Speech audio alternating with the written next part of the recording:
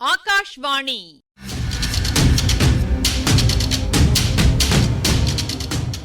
பொன்னியின் செல்வங்கள் வாசிப்பும் ஆய்வும். வாசிப்பவர் ராமசுவாமி சுதர்சன் அவர்கள்.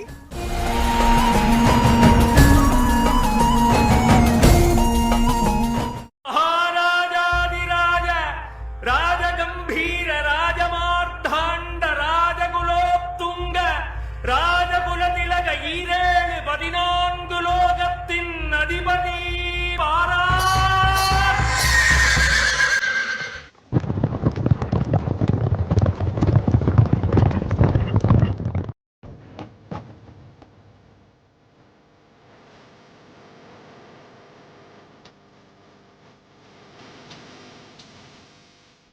ஆதித்த கரிகாலன் வரும்போது கட்டியம் கூறுவோன் உரத்த குரலில் மேன்மாடத்தை அடுத்திருந்த ஒரு மேடை மீது ஏறி நின்று இடிமுழக்க குரலில் கூவினான். சூரிய வம்சத்திலே பிறந்த மனுமாந்தாதா, அந்த வம்சத்திலே புறாவுக்காக உடலை அறுத்துக் கொடுத்த சிபி சக்கரவர்த்தி, சிபி சக்கரவர்த்திக்கு பின் தோன்றிய ராஜகேசரி, அவருடைய புதல்வர் பரகேசரி, பசுவுக்கு நியாயம் வழங்குவதற்காக புதல்வனை பலி கொடுத்த மனுநீதி சோழன், இமயமலையில் புலி இலச்சினை பொறித்த கரிகால் பெருவளத்தோன், நலங்கிள்ளி நெடுங்கிள்ளி பெருநற்கிள்ளி குளமுற்றத்து துஞ்சிய கிள்ளி விளவன், சூறாப்பள்ளி துஞ்சிய கிள்ளி விளவன், 72 சிவாலயம் எடுப்பித்த கோப்பெருஞ்சோழர், இவர்கள் வழி தோன்றிய 90 புன் சுமந்த பழையாறை விஜயாலயச் சோழர், அவருடைய குமாரர் சஸ்யமலையிலிருந்து புகார் நகரம் வரையில் காவேரி நதி தீரத்தில் 82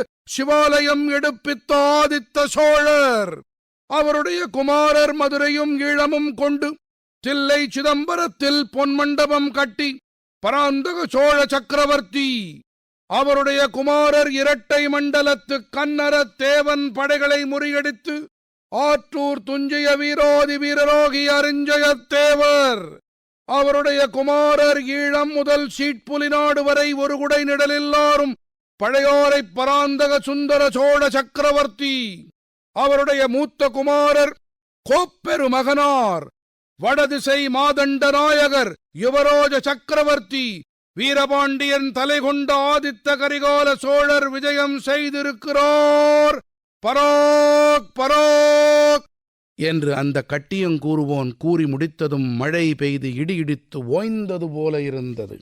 உடனே அவன் அருகிலிருந்த இன்னொரு கட்டியங்காரன், கொல்லிமலை மன்னன் ஒரே அம்பில் சிங்கத்தையும் கரடியையும் மானையும் பன்றியையும் சேர்த்து தொலைத்த வீரன் வல்வில் ஓரி, அவனுடைய பரம்பரையில் வழி தோன்றிய ராஜாதிராஜ மார்த்தாண்ட வீரகம்பீர சம்புவரையன், சோழ சக்கரவர்த்தி குலத்திற்கு என்றும் துணைவன் வீரநாராயண ஏரியின் காவலன், ஐயோயிரம் வீரப்படையின் தண்டநாயகன், தனது சிறு அரண்மனையில் எழுந்தருளியிருக்குமாறு கோப்பெருமகனார் ஆதித்த கரிகால சோழரை மனமொழி மெய்களால் உவந்து வரவேற்கிறான். சோழ குலத்தோன்றலின் வரவு நல்வரவு ஆகுக என்று கூவினான். அவன் அவ்விதம் பேரிடி போன்ற குரலில் கூறி முடித்ததும் மேல் மாடியிலிருந்து மலர் மாறி பொழிந்தது. ஆதித்த கரிகாலனும் வந்தியத்தேவனும் அண்ணாந்து பார்த்தார்கள். அங்கே இருந்த பல பெண்களின் சுந்தர முகங்களுக்கு நடுவில் வந்தியத்தேவனுக்கு மணிமேகலையின் மலர்ந்த புன்னகையுடன் கூடிய முகம் மட்டும் தெரிந்தது. வந்தியத்தேவனும் ஒரு கணம் புன்முறுவல் செய்தான். உடனே தன் காரியம் எவ்வளவு தவறானது என்பதை உணர்ந்தவன் போல வேறு திசையை நோக்கினான். அதே சமயத்தில் மேலே நோக்கிய ஆதித்த கரிகாலனின் முகத்தில் முன்னைவிட கடுகடுப்பு அதிகமாயிற்று. அவன் குதிரை மீதிருந்து கீழே குதித்தான். மற்ற இருவரும் குதிரை மீதிருந்து இறங்கினார்கள். இதற்குள் மறுபடியும் வாத்தியங்களின் கோஷம் முழங்கத் தொடங்கிவிட்டது. சற்று அடங்கியிருந்த ஜனசமுத்திரத்தின் ஆரவாரப் பேரொலியும் மீண்டும் பொங்கி எழுந்து விட்டது. விருந்தாளிகளும் அவர்களை வரவேற்பதற்கு வாசலில் நின்றவர்களும் கோட்டை வாசலுக்குள் புகுந்தார்கள். உடனே கோட்டை வாசலின் கதவுகள் படார் படார் என்று சாத்தப்பட்டன. ஆதித்த கரிகாலன் திரும்பி பார்த்துவிட்டு, ஏன் இவ்வளவு அவசரமாக கதவை சாத்துகிறார்கள்? தஞ்சை கோட்டையில் என் தந்தையை சிறை வைத்திருப்பது போல என்னையும் இங்கே சிறை வைக்கப் போகிறார்களா என்ன? என்னுடன் வந்த பரிவாரங்கள் என்னாவது என்று கேட்டான். இரு கிழவர்களும் சில கணி நேரம் திகைத்துப் போய் நின்றார்கள்.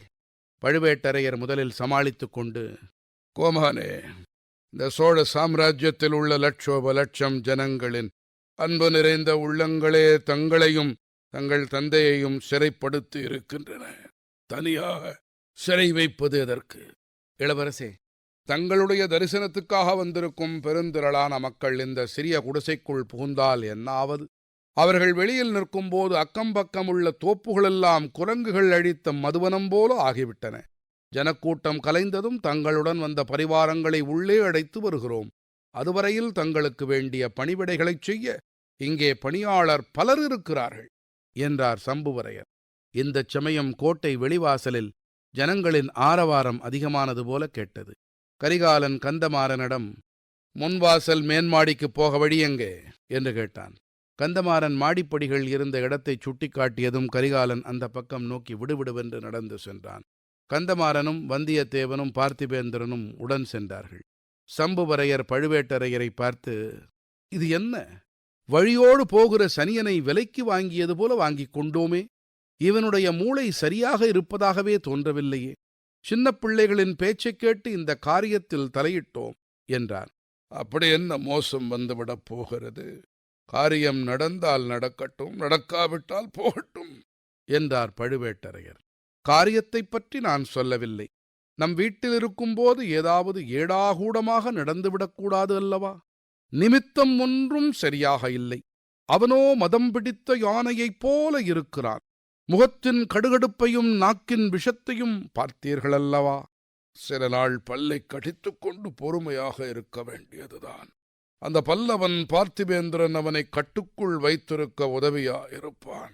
இன்னொரு துஷ்ட சிறுவன் பின்னோடு வந்திருக்கிறானே, அவனைத்தான் எனக்கு பிடிக்கவில்லை. அவன் ஒற்றன் என்று கூட எனக்கு சந்தேகம். முன்னால் நாம் கூட்டம் போட்ட அன்றைக்கு கூட அவன் இங்கு வந்திருந்தான் அல்லவா? நேற்று மாலை இந்த கோட்டைக்கு வெளியில் மரத்தின் மறைவில் நின்றிருந்தவனும் அவன்தான். அவன் என் மகனுடைய சிநேகிதன் அல்லவா? ஆகையால் அவனைப் பற்றி பயமில்லை. இப்போது எதற்காக பெண்கள் இருக்கும் இடத்துக்கு அவசரமாகப் போகிறார்கள்? நாமும் போவோமா? இந்தச் சமயம் மச்சுப்படி வரையில் போன பார்த்திபேந்திரன் திரும்பி வந்து இருவரும் குறுநில மன்னர்கள் பேசிக் கொண்டிருந்த இடத்தை அணுகினான். சம்புவரையர் கடைசியாக கூறிய வார்த்தைகள் அவன் காதில் விழுந்தன. ஐயா, இளவரசர் விஷயத்தில் உங்களுக்கு வேறென்ன சந்தேகம் இருந்தாலும் பெண்கள் சம்பந்தமான சந்தேகம் மட்டும் வேண்டியதில்லை. பெண்களை அவர் கண்ணெடுத்தும் பார்ப்பதில்லை என்று சொன்னான். பழுவேட்டரையர் புன்னகையுடன், அப்படியானால் அவரை நாம் இங்கே அழைத்ததன் நோக்கம் எப்படி நிறைவேறும் என்று கேட்டார். அது சம்புவரையரின் திருமகளின் அதிர்ஷ்டத்தையும் சோழ சாம்ராஜ்யத்தின் அதிர்ஷ்டத்தையும் பொறுத்தது. பார்த்திபேந்திரா, மணிமேகலையின் அதிர்ஷ்டம் ஒருபுறம் இருக்கட்டும், வரும்போதே எதற்காக இளவரசர் இவ்வளவு கடுகடுத்த முகத்துடன் வருகிறார்? எதற்காக இப்படி விஷமாகப் பேசுகிறார்?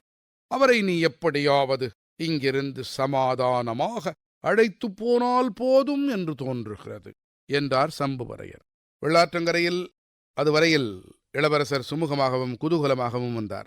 பின்னிருந்த வந்தியத்தேவனும் வைஷ்ணவன் ஒருவனும் வந்து சேர்ந்தார்கள். அவர்கள் ஏதோ சொல்லியிருக்க வேண்டும். அது முதல் இளவரசரின் குணம் மாறியிருக்கிறது.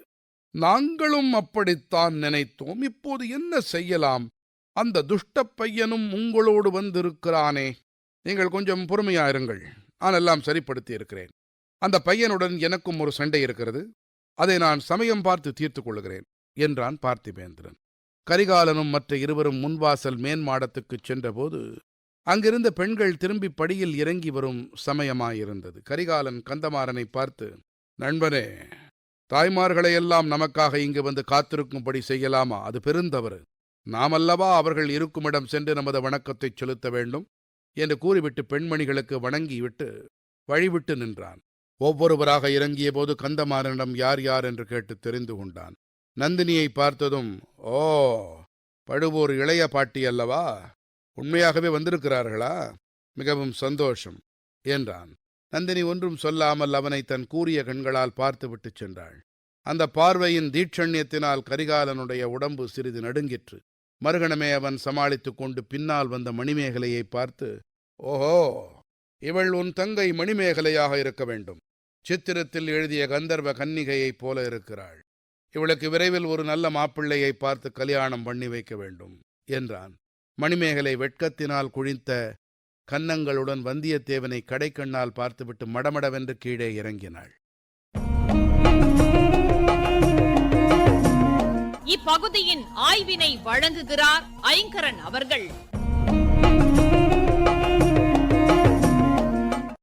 மலர் மழை பொழிஞ்சாலும் மதம் பிடிச்ச யானையைப் போல உள்ளே வந்த ஆதித்த கரிகாலன் கடுகடுப்பு கூடிக்கிட்டே போய்கிட்டு இருக்குது. இந்த நிலையில அவசரமா பெண்கள் இருக்கிற இடத்துக்கு போனதை பார்த்ததும் சம்புவரையரை கவலை பிடிச்சுக்கிடுது. பெண்ணை பெற்றவராச்சே, இது இப்படி இருக்க முந்தின இரவு இந்த துஷ்ட சிறுவன் வந்தியத்தேவன் தன் மகளோட அந்தப்புறத்தில் இருந்தது தெரிய வந்தா என்ன செய்வாரோ? கட்டியங்காரன் கூவின செய்திகளில் புராணத்தில் வர மனு மாந்தாத்தா பற்றியும் இலக்கியங்களில் குறிப்பிடப்படுற வரலாற்று குறிப்புகளில் இடம்பெறும் பண்டைய சோழ மன்னர்களை பற்றி பார்ப்போம்.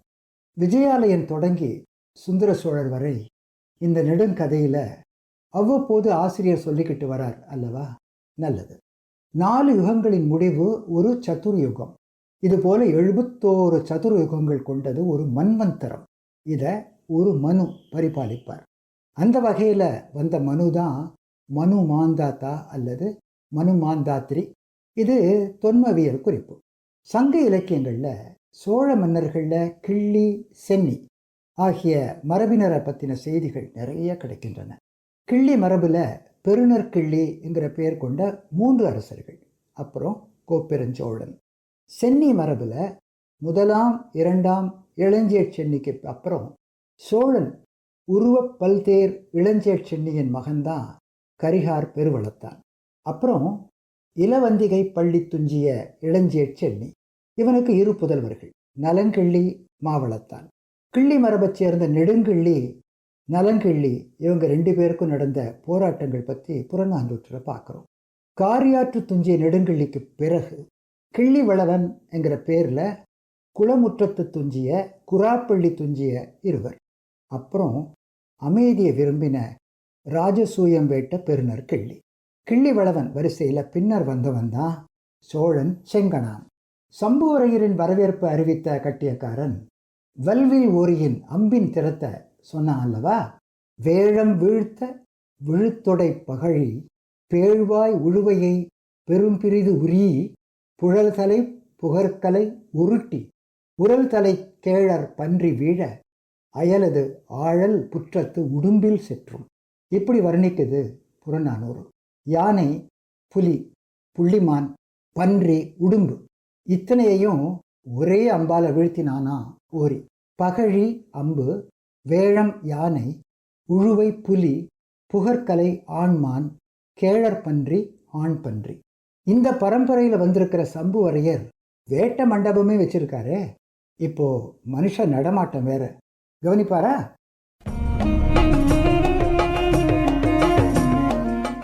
பொன்னியின் செல்வங்கள் வாசிப்பும் ஆய்வும் கேட்டீர்கள். வாசித்தவர் ராமசுவாமி சுதர்சன் அவர்கள். ஆய்வினை வழங்கியவர் ஐங்கரன் அவர்கள். படைப்பு சென்னை வானொலி நிலையம்.